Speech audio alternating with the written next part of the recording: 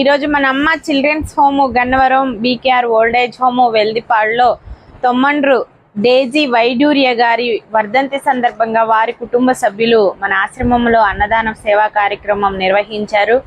డేజీ వైడూర్య గారి పవిత్రాత్మకి శాంతి చేకూరాలని ఆ భగవంతుడిని కోరుకుంటూ వారి కుటుంబ సభ్యులకి మనమందరము 1 నిమిషం మౌనం పాటించి ప్రగాఢ సానుభూతి తెలియజేద్దాం.